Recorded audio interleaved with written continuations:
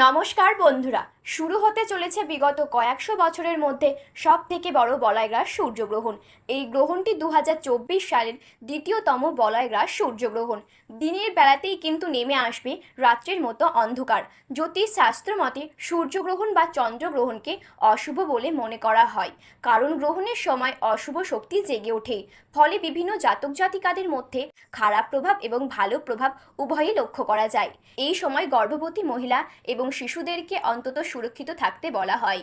খালি চোখে সূর্যগ্রহণ দেখা অন্তত ক্ষতিকর। এর পাশাপাশি জ্যোতিষশাস্ত্র মতে গ্রহণের সূতককালে কিছু কাজ তথা আচরণ সম্পূর্ণ বর্জনীয়। নিজেদের কক্ষপথে পরিক্রমণের সময় যখন সূর্য এবং পৃথিবীর মাঝে চাঁদ চলে আসে, সেই সময় চাঁদের আড়ালে সূর্যরশ্মি পৌঁছতে পারে না পৃথিবীতে।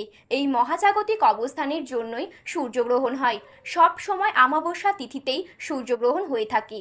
এ বছরের প্রথম সূর্যগ্রহণ হয়েছিল 8ই এপ্রিল এবং এ বছরের দ্বিতীয় সূর্যগ্রহণ হবে 2রা অক্টোবর। ভারতীয় সময় অনুযায়ী 2রা অক্টোবর রাত 9:13 থেকে শুরু হবে সূর্যগ্রহণ, চলবে রাত 3টে থেকে 17 পর্যন্ত। তবে দীর্ঘ এই গ্রহণ ভারত থেকে দৃশ্যমান নয়।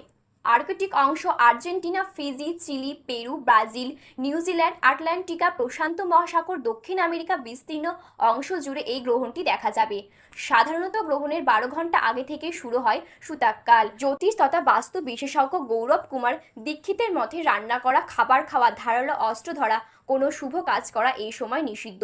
পুজো, নামগান, ভজন এই সমস্ত কিছু সূতককালে করা যাবে বলে মত জ্যোতিষীর। তবে গ্রহণ কোনো দেশ থেকে দৃশ্যমান না হলেও সূতককালে পালনীয় নিয়ম আচার অনুষ্ঠান পালন না করলেও ক্ষতি নেই বলে মত জ্যোতিষীর। তো এই ছিল আজকের গ্রহণ সম্পর্কে বিস্তারিত খবর।